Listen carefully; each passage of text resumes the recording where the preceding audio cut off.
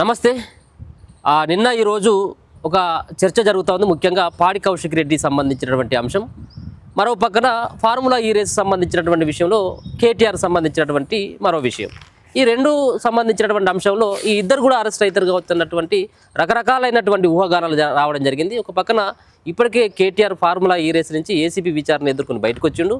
ఇప్పుడు నిన్న పాడి కౌశిక్ రెడ్డిని జరిగినటువంటి అంశంలో కరీంనగర్లో జరిగినటువంటి మరో ఎమ్మెల్యేల పైన మరి పాడి కౌశిక్ రెడ్డి అనుచితంగా ప్రవర్తించిందన్నటువంటి దానిపైన పోలీసులు కంప్లైంట్ చేయడం, దాని తర్వాత నిన్న రాత్రి అదుపులోకి తీసుకోవడం, మరి కాసేపు ఇంతకుముందే ఆయన కూడా రిలీజ్ కావడం జరిగింది. ఈ అంశాలతో పాటు ఒక కీలకమైనటువంటి అంశం, ముఖ్యంగా ఇటీవల మహిపాల్ యాదవ్ గారు మాజీ ముఖ్యమంత్రి కల్వకుంట్ల చంద్రశేఖరరావును ఉద్దేశించి కొన్ని కామెంట్ చేయడం జరిగింది. సహజంగా ఆయన కనపడకపోయేసరికి కొన్ని వ్యాఖ్యలు చేయడం జరిగింది. కేసీఆర్ ఏడబోయిండు అన్నప్పుడు ఆయన కొన్ని వ్యాఖ్యలు చేయడం జరిగింది. దీనిపైన విపరీతమైనటువంటి ట్రోల్స్ జరుగుతూ ఉన్నాయి. చాలా దర్దాపుగా 25 నుంచి ఒక 30 లక్షల మంది ఆ సంబంధించినటువంటి వీడియోని చూడడం జరిగింది. దీనిపైన చాలా ఫోన్స్ మాకు రావడం జరుగుతూ ఉంది, మహిపాల్ యాదవ్కు రావడం జరుగుతూ ఉన్నది. ఒక పక్కన బీఆర్ఎస్ వాళ్ళు తిట్టుతూ ఉంటే వాళ్ళు చేస్తూ ఉన్నారు, కాంగ్రెస్ వాళ్ళు మంచిగా తిట్టేమని వాళ్ళు అంటూ ఉన్నారు, బీజేపీ వాళ్ళు సమర్థిస్తూ ఉన్నారు. సో ఇటువంటి రకరకాలైనటువంటి ఫోన్స్ కూడా వస్తూ ఉన్నాయి. వీటన్నిటి గురించి ఒకసారి మాట్లాడేటువంటి ప్రయత్నం చేద్దాం. మనతో పాటు ఉస్మానియా యూనివర్సిటీ లీడర్ అయినటువంటి మహిపాల్ అన్న గారితో. అన్న నమస్తే. నమస్తే. సో ముఖ్యంగా మొదటి నుంచే స్టార్ట్ చేద్దాం. ఫోన్లు ఏమైనా వచ్చినాయి ఈ మధ్యలో కేటీఆర్ని, అలాగే ముఖ్యంగా కేసీఆర్ని ఫామ్ హౌస్లో ఏం చేస్తున్నారు అన్న అని చెప్పేసి నేనే మిమ్మల్ని అడగడం జరిగింది.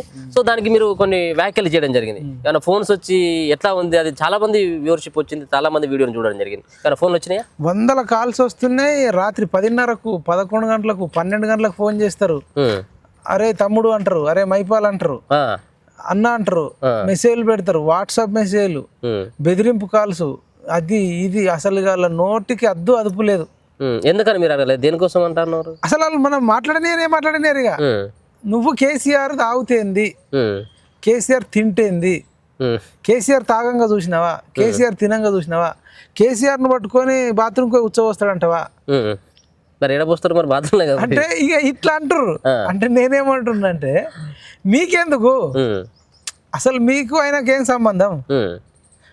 కేసీఆర్కు మాకు సంబంధం ఉంది.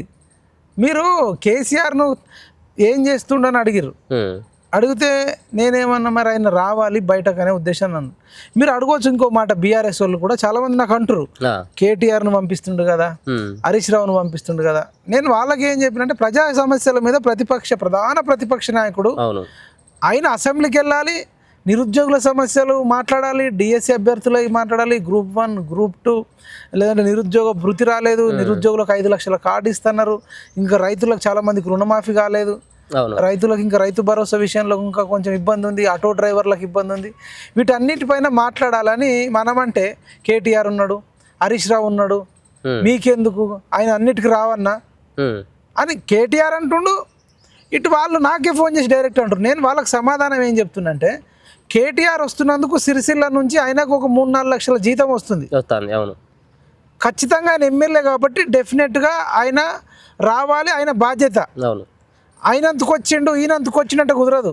ఇప్పుడు కొడుకు తింటే తండ్రికి కడుపు నిండుతుందా? ఇప్పుడు కేసీఆర్ ఆకలైందబ్బా, కేటీఆర్ తింటే కేసీఆర్ కడుపు నిండుతుందా? కేసీఆర్ కూడా తింటాడా? ఎవరిది వాళ్ళు తినాల్సిందే కదా, ఎవరిది వాళ్ళు తినాలిగా. మరి ఇద్దరిది ఎవరిదాలు తిన్నప్పుడు ఎవరిదాలు రావాలి కదా. ఇప్పుడు కేటీఆర్కు జీతం వస్తుంది, హరీష్ రావు అనొచ్చు, హరీష్ రావు కూడా ఎమ్మెల్యే సిద్దిపేట నుంచి, హరీష్ రావు కూడా జీతం వస్తుంది. ఆ జీతం తీసుకుంటారు కాబట్టి చేస్తారు, వాళ్ళేం ముఖ్యంగా చేయట్లే, ఫ్రీగా చేయట్లే. మీకు నిజంగా చిత్తశుద్ధి ఉంటే ఇగో కేటీఆర్ హరీష్ రావు వచ్చి మా జీతాలు ఇద్దరం రిటర్న్ ఇస్తున్నాం, ఇగో ఇది మా మంతుకు చేస్తున్నాను అల్లుడు అనాలి, మా నాన్నందుకు చేస్తున్నాను కేటీఆర్ అనాలి. ఒకవేళ ఇప్పుడు కేసీఆర్ సైతం కూడా ఒకవేళ పార్టీకి పదవికి కనుక రాజీనామా చేసినట్టు ఆయన గురించి మనం మనకు ఏం సంబంధం, ఆయన ఎవడు అంతే కదా. ఇప్పుడు రాజీనామా చేసేస్తే ఇంకొకటి గెలుస్తాడు, ఇంకొకటి గెలిస్తే ఆ గజ్వేల్ తరపున ఫస్ట్ ఎమ్మెల్యే RRRకు సంబంధించిన వాళ్ళు నా దగ్గరకు వస్తారు. సురేష్ అని ఉంటాడు, మా ఫ్రెండ్, మా ఇంటి దగ్గర ఉంటాడు, పద్మారావు నగర్లో ఉంటాడు. అన్న మీరు మా గజ్వేల్ రావాలన్నా, RRR అంటే రీజనల్ రింగ్ రోడ్ అవుతుంది, మాకు ఎకరం ఆడ 1.5 ఉంటే మాకు 10 లక్షలు ఇస్తా అంటారు, 20 లక్షలు ఇస్తా అంటారు, 30 లక్షలు ఇస్తా అంటారు, న్యాయపడ పడుతున్నారు వాళ్ళు. ఓకే, అరే మీ ఎమ్మెల్యేని అడగండి అని మేము. అవును కదా, మా ఎమ్మెల్యే అడిగితే వాడు రాణిస్తే లేడన్న, ఫామ్ హౌస్ కడిగిపోతే పోలీసులు వచ్చి అటు తీసుకుపోతున్నారు, ఇటు తీసుకుపోతున్నారు, డీసీఎంలో చేస్తారు. ఓ రోజు కలెక్టరేట్ ముట్టాడంటే రోడ్ల మీదకి వెళ్ళి తీసుకుపోయి ఇండ్లలో దించేసి వచ్చారట. రోడ్డు మీదకి వచ్చిన అసలు ఎమ్మెల్యే వాళ్ళ తరపున వస్తలేడట. ఆ, అంటే రీజనల్ రింగ్ రోడ్ తరపున కష్టపడే రైతుల కోసమో వస్తలే గజ్వేల్లో, అవును. అక్కడ ఉండే పేదవాళ్ళ కోసం కానీ నిరుద్యోగుల కోసం కానీ కష్టం వచ్చిన వాళ్ళ కోసం కానీ ఈయన వస్తలేడు. వాళ్ళందరూ నా దగ్గరకు వచ్చినప్పుడు ఆ, జీతం ఇచ్చేది కేసీఆర్ కన్నా నాకా? కేసీఆర్కి పోతారు మరి కేసీఆర్కి పోయినప్పుడు మరి కేసీఆర్ అనకపోతే ఏమన్నా అనాలి? అవును కదా. నువ్వు జీతం రిటర్న్ అని ఉమ్. జీతం పదవి కన్నా రాజీనామా చేయి. పదిన కన్నా రాజీనామా చేయి, లేదంటే అట్లీస్ట్ ఆ గజ్వేలలో కన్నా పంచిపెట్టు. అవును. ఇగో నాకు 4 లక్షలు వస్తున్నాయి, ఇగో పలానా హాస్పిటల్కు నా 4 లక్షలు డొనేట్ చేస్తా, లేదంటే పలానా స్కూల్కు డొనేట్ చేస్తా అని నువ్వు ఇయ్యవు. అన్ని తింటావు, అన్ని కమ్మకు కావాలి అంటే నేను అనేది కేటీఆర్ హరీష్ రావు పంపుతున్నట్టు వాళ్ళకు జీతాలు సపరేట్ ఇస్తున్నారు, కేసీఆర్కి సపరేట్ ఇస్తున్నారు. కాబట్టి కేసీఆర్ కూడా రావాల్సిందే, ఇది మా స్ట్రాటజీ, ఇది మా వ్యూహం అంటారు. అది పార్టీ వేరు, ఎమ్మెల్యే వేరు. అవును. నువ్వు పార్టీ తరఫున ఉన్నప్పుడు రాకపోతే నీ ఇష్టం. అవును. కానీ నిన్ను ఎమ్మెల్యేగా గెలిపించినప్పుడు ప్రభుత్వం తరఫున నీకు జీతాలు ఇస్తారు. అవును. ఇది వదిలేసి మాకు వ్యూహము, మా సార్ ముందు నుంచి అట్లనే ఉంటాడు, ముందు నుంచి అట్లనే ఉంటే మరి ఆ గజ్వేలలో మమ్మల్ని రాకుండా అడగకుండా చూడండి, వాళ్ళు గజ్వేలలో వచ్చి అడుగుతారు. తర్వాత మిగతా వాళ్ళు కూడా కొందరు సబ్స్టేషన్కి సంబంధించి నాకు ఫోన్ చేస్తారు, కేసీఆర్ హయాంలోనే శాంక్షన్ అయినాయి అన్న, మా సబ్స్టేషన్లో పనిచేస్తాం మేము ఎంప్లాయీస్, మాకు పలానా అది చేస్తున్నారు ఇది చేస్తున్నారు, మాకు ఇంకోటి పట్టించుకునేటోళ్ళు లేడు అంటారు. అంటే ఇప్పుడు గత ప్రభుత్వంలో జరిగిన వాటి మీద కూడా మనకు ఫోన్లు చేస్తారు. సర్పంచులు డబ్బులు వస్తలేవంటారు, కాంట్రాక్టర్లు డబ్బులు వస్తలేవంటారు, కల్తీ నూనెలు, కల్తీ ఆహారము వీటిపైన ఉంది, గాంధీ హాస్పిటల్లో ఫెసిలిటీస్ లేవు. వీళ్ళందరూ వచ్చి మనకు అడిగితే అది మరి ప్రధాన ప్రతిపక్ష నాయకుడికి జీతం ఇస్తారు, రేపు మళ్ళోట్లు వస్తేనేమో మళ్ళీ ప్రధాన ప్రతిపక్ష నాయకుడు వీడు ఫెయిల్ అయ్యింది కాబట్టి నాకు ఓటే అంటాడు. ఓట్లు వేసేదేమో వాళ్ళకు, అడిగేది మాక. అందుకనే విసుగు చెంది వేచారి అడిగినాం, తప్పేముంది దాంట్లో? పోనీ మీరు అట్లా అంటావా, తాగుతాడు తింటాడు ఉచ్చబోస్తాడు అంటావా అంటే, మరి గతంలో ఇప్పుడు మన కౌశిక్ రెడ్డి ఇష్యూ మీరు అడుగుతారు, మరి కౌశిక్ రెడ్డి గవర్నర్ని ఏమన్నాడు? తమిళ సాయిని ఆమె ముడ్డి కింద పెట్టుకుందా అన్నాడు ఫైల్స్. మరి ఇక అంతకంటే భూత మనం ఏమంటున్నాం, రమ్మంటున్నాం కదా. అది క్లారిటీ నేను ఇస్తున్నా. ఇప్పుడు వాళ్ళకి ఏం చెప్పదలుచుకున్నారు మీకు ఫోన్ చేసినటువంటి వాళ్ళకి? కానీ కేసీఆర్ అభిమానులను కొంతమంది చేస్తా ఉన్నారు, ఆయన పేడ్ బ్యాచ్ అని కొంతమంది ప్రచారం ఉన్నది, కొంతమంది ఇట్లా అంటారు. వాళ్ళకు మీరు ఏం చెప్పదలుచుకున్నారు? ఇంకొకటి రీజన్ ఏంటంటే వీళ్ళు గతంలో నాకు కేసీఆర్ పర్సనల్ రివెంజ్ ఉంది, పర్సనల్ గొడవలు కూడా ఉన్నాయి, మీ ఇద్దరికి ఉన్నాయి. పాలి పంచాయతీ కన్నా ఎక్కువ. ఎట్లాను వీళ్ళు గతంలో నాగార్జున సాగర్ లో నన్ను కిడ్నాప్ చేయించిండు కేసీఆర్ ప్రభుత్వం ఉంది.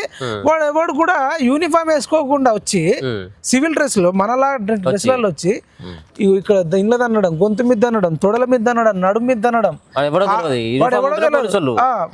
కాళ్ళు ఇరవడం, చేతులు ఇరవడం, నడుము ఇరవడం, 6 బట్టి కుక్కడం, తన్నడం, డబ్బులు ఇక్కుకోవడం, తీసుకొని నంబర్ ప్లేట్ లేని ఇన్నోవా కార్లో తీసుకుపోయారు నన్ను నాగార్జున సాగర్ లో హాలియాలో కొత్తపల్లి గ్రామం ఉంటది, అక్కడ తీసుకుపోయారు. మరి ఆ రోజు ఎటు పోయారు వీళ్ళంతా? మరి నువ్వు ఒక ప్రశ్నించేటోళ్ళని పట్టుకొని నువ్వు అట్లా ఎందుకు అనిపిస్తావు, ఎందుకు కిడ్నాప్ చేపిస్తావు, కొట్టిస్తావు అని అడిగిరు ఒక్కడన్నా? మరి ఎవడు అడగనప్పుడు మీకెందుకురా నొప్పి? నా తరపున మీరు మాట్లాడి ఉంటే ఆ రోజు, ఇప్పుడు అడగవచ్చు. ఎన్నడూ మాట్లాడలే. తర్వాత కేసీఆర్ ఓడిపోయిన తర్వాత RIP Maipal Yadav, RIP RIP, rest in peace Maipal Yadav పెట్టి మొత్తం బీఆర్ఎస్ సోషల్ మీడియాలో పోస్టులు. ఎందుకు మీరు మీ పేరు ఎందుకు అట్లా రిప్ అని పెట్టి? చచ్చిపోయింది కేసీఆర్ రాజకీయంగా అంతే. కేసీఆర్ ను రాజకీయంగా చంపడంలో మన పాత్ర ఉంది కాబట్టి అది తట్టుకోలేక రిప్ అని పెట్టారు. అప్పుడు కేసీఆర్ అడ్డుకోవాలి కదా. మరి ఆయన రాజకీయ అంటే వాళ్ళ పార్టీ కార్యకర్తలు ఇంతటి దారుణాన్ని కొడిగడితే అట్లా పెట్టొద్దు, మనం ప్రజాస్వామ్యంగా ఉండాలి అని చెప్పిండా అంటే వాళ్ళని కంట్రోల్ చేయవు. ఇప్పుడు అన్నిటికీ మించి ఓడిపోయిన తర్వాత మొత్తం అంటే మన తొలి వెలుగు నువ్వు కావచ్చు, PMR టీవీ కావచ్చు, కాలేజ్ టీవీ కావచ్చు, ఎవరైనా కేసీఆర్కి సంబంధించి ఎవరైనా ప్రశ్నిస్తే చాలు బూతులతో కూడినాయి. తల్లిని, తండ్రిని, ఇంటోళ్ళను, ఎవరిని పడితే వాళ్ళని బూతులతో కామెంట్లు పెట్టడానికి ఒక 100 మందిని కేసీఆర్ కొడుకు ఎంప్లాయ్మెంట్ చేసుకొని చేస్తున్నాడు. మరి అది కరెక్టా? బూతులు తిట్టడం, ఫోన్లు చేసి బూతులు తిడతారు, కామెంట్లు. ఇప్పుడు కేసీఆర్ని ప్రశ్నించిన దానికే కాదు, ప్రతిదానికి తాగిండు ఉచ్చబోచిండు అనే వీడియోకే కాదు, ప్రతి వీడియోలో మనం మాట్లాడింది ఏదన్నా కానీ తమ్లైన్ చూడాలి, వెళ్ళాలి, కామెంట్ బూతులు పెట్టాలి. దానికి మైపాల్ ఫోటో కనబడితే చాలుగా కనబడితే చాలు. మైపాలనే కాదు, ఇంకా అలా ప్రశ్నించినోడు ఎవడైనా సరే అంతే. ఇప్పుడు నేను చెప్తా, తులసి చందన్ ఉంటుంది ఒక అవును అవును ఆమె ఇండిపెండెంట్ జర్నలిస్ట్, ఆమె కూడా చెప్పింది కేటీఆర్ నీ బ్యాచ్ తమ్లైన్ చూసి చాలు వచ్చి నెగిటివ్ ఇట్లా కామెంట్లు పెట్టేస్తున్నారు బూతులతోనని చెప్పింది. ఏం చెప్పలేగా, ఆమె న్యూట్రల్గా ఉంటుంది కదా. అట్లనే కాలోజీ సీన్ అన్నను కూడా ఎంత ట్రోల్ చేస్తున్నారు, రగనని ఎంత ట్రోల్ చేస్తున్నారు, తీన్మార్ మల్లన్న అయితే ఎమ్మెల్సీ ఎలక్షన్లో ఎట్లా ఆడుకున్నారు.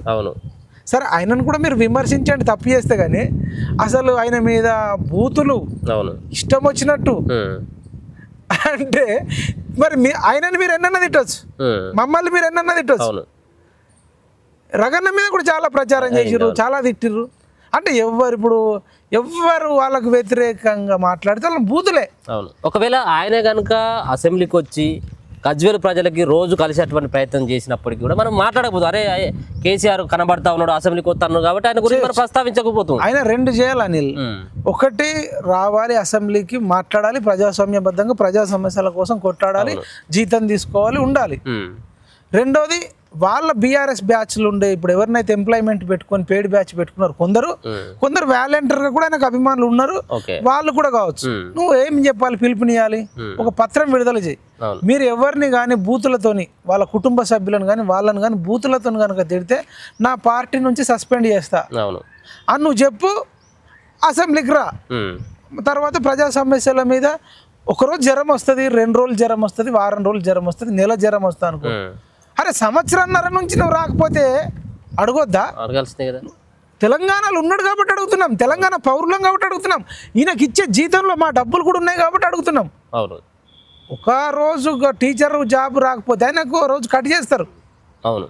నెల రోజులు రాకపోతే కట్ చేస్తారు, 6 నెలలు రాకపోతే సస్పెండ్ చేస్తారు, 1 ఇయర్ రాకపోతే ఇంకా జీతం కట్ చేస్తారు. ఒక టీచర్ చదువు చెప్పకపోతే డబ్బులు ఇయ్యరు.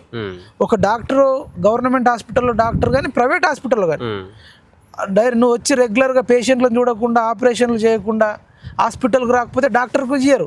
అట్లనే ఇంజనీర్కైనా ఎంఆర్ఓకైనా ఒక ఎస్ఐ ఉన్నాడు అనుకోండి, పోలీస్ స్టేషన్లో ఎస్ఐ, ఒక కానిస్టేబుల్, ఒక సంవత్సరంన్నర డ్యూటీకి రాకుండా నాకు జీతం ఇవ్వమంటే ఇస్తారా? ప్రభుత్వం ఇయ్యదు కదా. మరి వాళ్ళకు వర్తించేది నీకెందుకు వర్తించది? నువ్వేమైనా స్పెషలా? నీకు 2 చేతులు ఉన్నాయి, 2 కాళ్ళు ఉన్నాయి, 2 కళ్ళు ఉన్నాయి, ఒక ముక్కు ఉంది, నీకేంది స్పెషల్ అంటున్నా? కానీ నాకు ఇప్పటికి అర్థం కాదు. అంటే చట్టంలో ప్రాబ్లం ఉందా, రాజ్యాంగంలో ప్రాబ్లం ఉందా, అయినా మెదల్లో ప్రాబ్లం ఉందా? అసలు స్పీకర్ కూడా స్వచ్ఛందంగా తీసేస్తే అయిపోతుంది. అవును. అంటే ఒక చట్టం అన్న తీసుకురావాలి. ఎవరైతే అట్లీస్ట్ వారంలో 2-3 రోజులన్నా పబ్లిక్లో కనబడకపోతే, ఒకవేళ రాలేదనుకో, ఇగో నేను ఈ పలానా కారణం చేత రాలేకపోతున్నాను, లీవ్ లెటర్ పెట్టాలి. అవును. టీచర్ రానందుకు హెడ్ మాస్టర్కు పెడతాడు, అవును. అట్లనే డాక్టర్ అయినా వాళ్ళ హెడ్కు పెడతాడు. అవును. ఈవెన్ స్టూడెంట్ కూడా చదువుకునేటోడు కూడా రాకపోతే నేను పలానా కారణంతో నేను స్కూల్కు రాలేకపోతున్నాను, నాకు సెలవు ఇప్పియండి అంటాం. నువ్వు కూడా స్పీకర్కి అడుగు కదా, నాకు ఈ కారణం, నాకు కడుపు నొప్పి వచ్చింది, లేదంటే నాకు కాళ్ళ నొప్పులు వచ్చినాయి, నాకు ఫైల్స్ వచ్చింది, లేకపోతే నాకు క్యాన్సర్ వచ్చిందో ఇంకేదన్నా వచ్చిందా అని నువ్వు ఒక లెటర్ రాయి. 15 రోజులుగా, 10 రోజులుగా, నెల రోజులకు రాయి.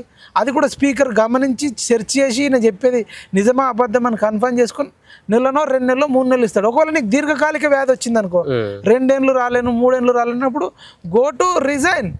రిజైన్ చేసి పత్రం ఇచ్చిన తర్వాత నిన్ను ఎవడన్నా అడిగితే అడుగు. నువ్వు ఎమ్మెల్యేకి రిజైన్ చేయు, నువ్వు బీఆర్ఎస్ పార్టీ హెడ్ అయినా కానీ నేను ఒక మాటను అంతే.